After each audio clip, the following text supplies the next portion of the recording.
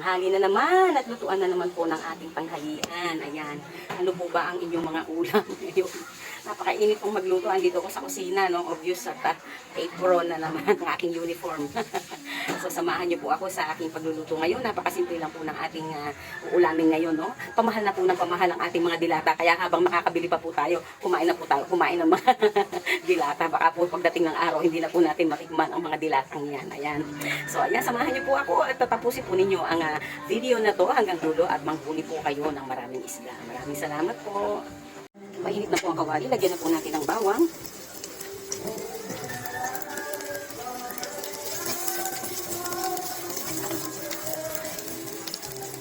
Sibuyas.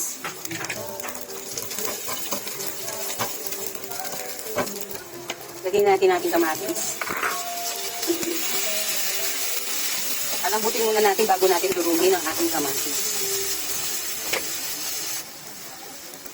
Lagyan po natin ng patis. Ayan. Lagyan na po natin ng patis. Ilagay na po natin ang ating main dish. Ayan. Alam niyo na kung ano yan. Ayan. Langhuli po ng pusit si nanay. Ayan.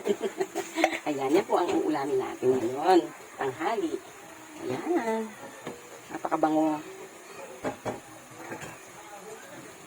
Hayaan lang po natin siyang kumulo.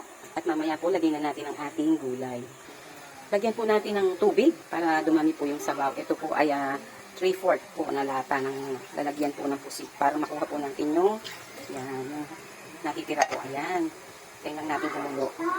So, ayun po, paluto na ang ating pusit, yung ating ginisang pusit. Lagyan naman po natin ang ating gulay na talbos ng kamote. Yan. Yan po yung match na match dyan sa ulam na to. Ayan, no? Hindi po kami mahilig sa talbos. Hindi po halata na mahilig kami sa talbos. Ayan. Lubog lang natin siya ng konti. Ayan. Nalagyan ko din po yan ng paminta. Ayan. At seasoning niya. Mahirap po kasi mag-video na habang nagluluto. Hindi naman po kasi dito ang aking tripod. Ayan. Kasi hindi siya makakatayo. Ayan. Pwede na nating patayin ang ating apoy kasi maluluto na po yan. Remember, huwag nating i-overcook ang ating mga gulay. Yan, luto na po ang ating ginisang pusit. Yan. Kung hindi po kayo makabili ng pusit dahil mahal ang sariwa, pwede pong dilata. Masarap din naman po yan.